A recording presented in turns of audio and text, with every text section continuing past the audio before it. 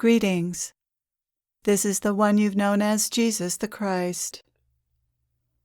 People are naturally afraid of illness, since it's limiting and often painful, or at least uncomfortable.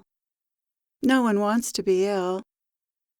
However, illness is a great teacher, and that needs to be recognized if you're to navigate illness with a minimum of suffering and learn whatever's meant to be learned from it. No one likes lessons either. Lessons can be painful. But again, I have to ask, painful for whom? Do lessons have to be painful? Are lessons painful? The ego, the voice in your head, makes anything it doesn't like painful by resisting it and telling negative stories about it. Even experiences that some might consider positive, your own ego might resist and be upset about. It's as if you have a 2-year-old inside your head saying no over anything it decides it doesn't like. Decides is a good word for it, because the mind does have certain preferences that aren't much more than decisions. For instance, there might be a preference to swim on hot days, but not too hot. But doesn't the enjoyment of swimming override a concern such as temperature? I'm not suggesting that swimming in ice water is the same as swimming in warm salt water, but the mind's preferences are very narrow at times and take the enjoyment out of many of the simple pleasures of life. If you make the mind's preferences primary, you won't enjoy much. What I'm getting at is that illness is not necessarily as bad as the ego paints it. More importantly, because illness serves a spiritual purpose, it's good. Yes, illness is not just a necessary evil, it is good. If you're having the experience of illness, then that's the right experience from the perspective of your soul. Your soul is benefiting from that illness in some way, perhaps in a way that you'll never know. But often, people are aware of the benefits of illness, if not during an illness, then after some time has passed. Illness teaches you and changes you in ways like nothing else can. The experiences in life are purposeful. If you know this, you'll suffer much less from whatever experience you're having. If you truly knew and believed that the experience you were having was the right experience, you could relax and be at peace with it. That state of peace indicates alignment with your true self.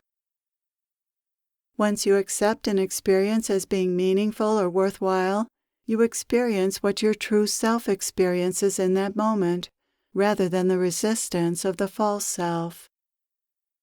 This is one of the things illness teaches.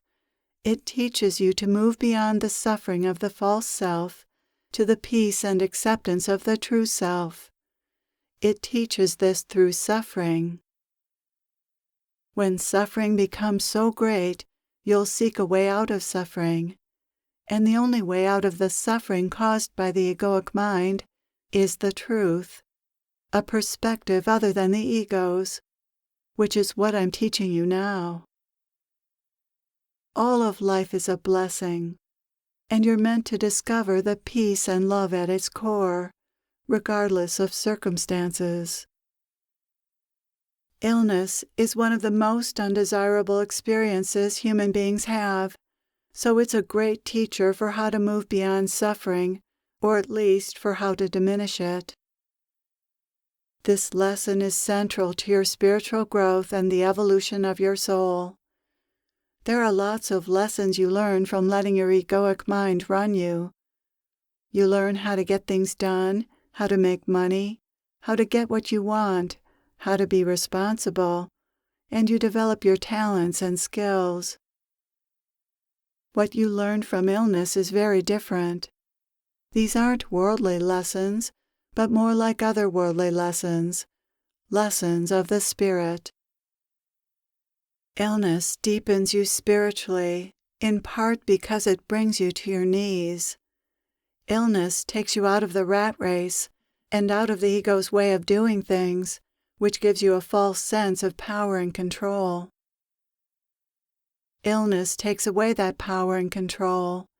It humbles you and demands that you attend to other things in life besides achievements, self-development, taking care of others, and taking care of business. It forces you to give your attention to things you may not have been attending to, like looking within and how you feel and what you really want. When you're ill, you often can't do the things you were used to doing, from which you gained your identity. Then who are you? Who are you if you aren't the roles you're playing? If you aren't the mother who takes care of everyone, or the businessman who works hard every day, or the person who designs bridges, or plays in a rock band? Who are you? Without such roles and identities, who are you? As with death, illness strips away our identities temporarily or more permanently, forcing us to notice what remains. What remains when you can no longer do and create and accomplish and achieve and take care of others? Are you still valuable? Can you find what is valuable and precious about you beyond what you do, what you achieve, and what you produce? What remains that is real and true and unchanging? What is untouched by illness? So much of a person's identity is tied up in what he or she does in life. But that's not your true identity. That's the identity of the character you're playing, which is all well and good. You're meant to be this character and accomplish whatever this character came here to do. And yet, you actually aren't this character, but much more. You are consciousness, the life force that enlivens the body-mind and allows the character to have life. Some people are meant to discover this great mystery and experience this more deeply than others. Those whose souls are ready for such a deepening often choose illness to take the soul to a deeper level of understanding and purification. By purification, I mean purification from the ego. The spiritual growth I'm talking about is not just a deeper understanding, but a true realization of who you really are, and an ever-deepening of that realization. This is what illness does for many. It advances your consciousness, the realization of your true nature. If it's your soul's plan to experience a temporary or more long-term illness for this purpose, then it's best to see the experience as that, so that you can get on with supporting this process within yourself. This process will happen and does happen without your cooperation. You will deepen spiritually, whether you surrender to this and accept it or not. But it will be much easier, more fluid, and likely quicker if you're aware of and cooperate with what's going on deeper levels. Spiritual growth is mysterious indeed. When someone is undergoing a spiritual transformation, they often don't realize it. They often feel lost or confused or empty and disinterested in life, and they're often gripped by a painful spiritual longing. They may even feel like they're dying or that they want to die. These are some possible signs that a spiritual transformation is taking place. What you can't see are the results, the benefits of such a transformation, although at some point you're likely to realize that you're different in the world. You relate to life differently. Something has changed, but you may not understand what's happened or appreciate the depth of what's happened. The goal of spiritual growth is to become a better person. How is that measured? Most people would measure this in terms of how loving and kind they are, and that's one measure. But there are many other signs of spiritual development as well. Greater patience, more acceptance, more compassion, a softness and gentleness, disinterest in superficial social interchanges or entertainment, distaste for negativity and drama, enjoyment of nature and just being, enjoyment of simplicity and the little things in life, taking pleasure in life, appreciation and gratitude for life, inner peace, and contentment. These are not dramatic changes that are particularly visible to others, and not things the ego particularly wants. Spiritual deepening doesn't turn you into a rock star or even a saint. It turns you into a happy, contented human being whose kindness overflows to others in simple ways. No, the ego is definitely not interested in that. It isn't looking for peace, love, and contentment, but for drama, excitement, and specialness. It wants an amusement park, not a calm lake. As you go through a spiritual transformation, you become less interested in the things the ego's interested in. Success for success's sake, looking good, getting recognition or admiration from others, and acquiring things. You may feel like you've lost your edge, your ability to fight and climb to the top of the heap, and it's likely you have. This is only a loss to the ego and the ego's goals, and yet you'll thrive in other ways. You just don't see things the same way anymore, and that can be disconcerting, at least to the ego. So, of course, the ego isn't pleased with illness, which catalyzes such a change by taking you out of the ego's world and dropping you in this uncharted spiritual territory. Who are you now? You can't go through a serious illness or disability without it changing you in very important ways from the standpoint of your soul. What you gain is nothing you could gain any other way. Illness provides a special environment for the development of certain attributes which make you a better person, such as patience, compassion, humility, acceptance, and surrender, to name a few. Illness results in many asking the deep questions: who am I? What is life all about? What really matters to me? How can I be happy within this situation? What does it take to be happy? You might argue that not everyone asks these questions or becomes a better person as a result of illness. But I would say that everyone does, even if it isn't apparent. Even those who don't seem to be growing but are becoming bitter instead are in a process that will eventually, perhaps over more than one lifetime, lead to learning what they need to learn. Spiritual growth doesn't happen overnight and often takes several lifetimes to deepen in seemingly small ways, but deepen everyone will. The process is often one of dropping into greater suffering, bitterness, anger, or victimhood before coming out on the other side of that. Some seem to be able to skip that part of the process, but they're probably more advanced souls. If you find yourself ill and resistant, upset, or afraid, be gentle with yourself. You'll find your way to peace. Keep looking. Keep trusting that you'll find what you need to be at peace with your situation.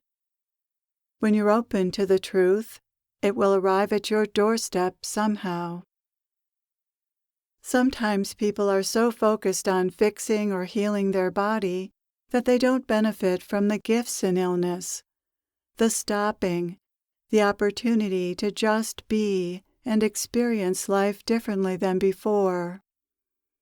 You're meant to become a different person, in a sense, as a result of illness. How you see yourself and how you define yourself, and even your values may change. You question who you are, who you want to be, and who you can be. Life sometimes slams the door on certain possibilities so that it can open the door on others. If it didn't kick you out of a way of being, a way of thinking, or a way of life through illness, you would probably continue in the old way. If illness is serving that purpose for you, you'll know it because you won't be able to go back to who you were. You must assume that that is the right experience and that it's time to see things differently or reinvent yourself or your life anew.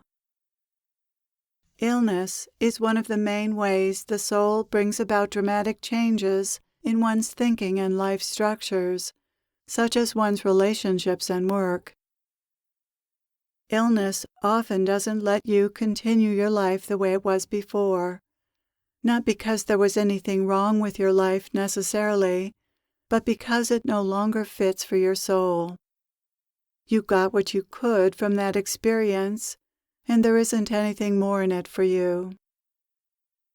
It's time to move on, and sometimes that necessitates a shift in consciousness.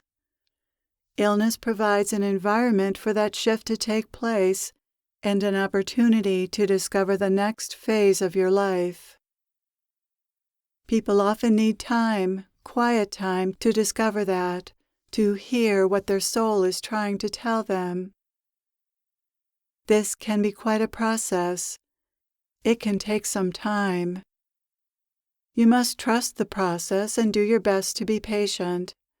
Transformation has its own schedule and can't be rushed.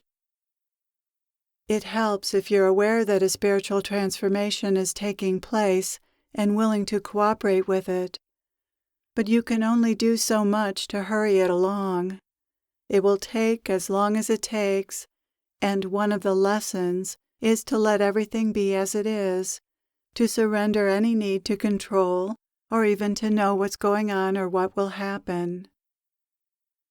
And what is it that wants to know and wants control and would be in a hurry? Only the ego. One of the lessons in illness is to let go of knowing and control, and not to hurry, but to just rest, just be, to just be present in this simple moment. What's it like to just be? What you can discover is that you can be happy even in your situation. You can be happy just being. This is such an important learning. You can be happy even when you're ill or disabled, whether that's temporary or more permanent. You can be happy in any circumstance. What a blessing to discover this. You've discovered your own power to be happy. As long as you let go of your desires for your life to be anything other than the way it is right now, you can be happy. The happiness I'm speaking about is not the extreme, temporary happiness of the ego, but the ever-present, subtle, true happiness, or inner joy of your true nature.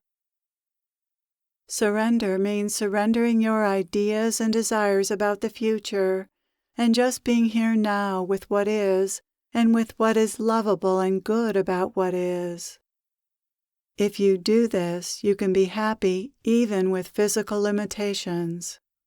If you don't, you probably won't be happy, because the usual ways the ego finds happiness are probably not as available to you. When you're ill or disabled, you have to find the deeper happiness of the true self, which is discovered in just being and surrendering all thoughts that might keep you from feeling gratitude for what is here in this simple moment. All the running around, striving, and achievements of your life as it previously was didn't lead to real happiness. Always you needed something that you didn't have to be happy, something in the future that would make you happy. Now you've discovered that you can be happy without all those things, those achievements, and all that doing. To know how to be happy under any circumstance is a great achievement, which leads to the greatest achievement, love. Because when you're happy, you naturally feel love. It spills out to others, and that's the ultimate expression in life. You can be a great pianist, thinker, businessman, or athlete, but what does this mean if you don't have love in your heart? This is what everyone really wants, to be loving. Being loving is something anyone can do, regardless of their situation. The more difficult the situation, in fact, the more important it is that you find a way to be loving within that situation. That's how you turn a negative experience into a positive one. That's how you become empowered and happy. You choose to love, regardless of the ego's unhappiness, resistance, and complaints. Let the ego carry on in the background as it will, while you stay here in peace and acceptance. You can love whatever you have, whatever you can do, whomever is in your life, and whatever experience you're having, no matter how simple or ordinary.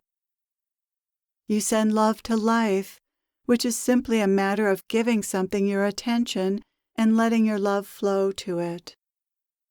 This will naturally happen if you're in a restful, open, and positive state, just being with whatever or whomever is in front of you.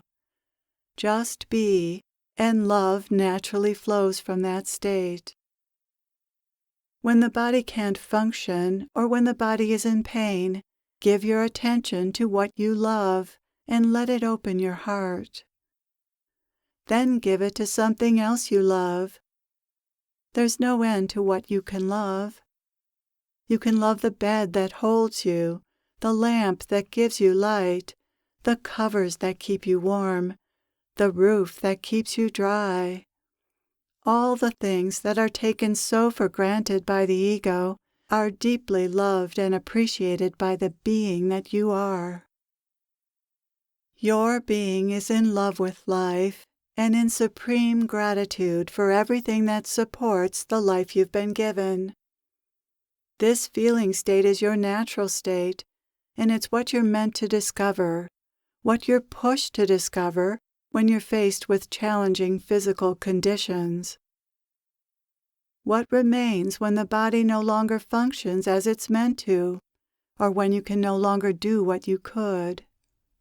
What's left is consciousness. Will you let your consciousness be taken over by the ego, which will make you miserable? Or will you discover the hidden treasure of your true nature, which is in contentment, peace, gratitude, and love? It's a choice, and a clear one at a certain point. A choice that many who are well aren't forced to make, and so don't make. Illness is a spiritual catalyst, your teacher, and it's teaching you about the preciousness of life and your infinite capacity to love. It is so important that you understand that illness is part of love's unfolding and a necessary part of your spiritual evolution. That is my message to you. Do not be sorrowful over this. You are reaping great benefits in mysterious ways. Thank you for your openness. Thank you for being here. I am with you always.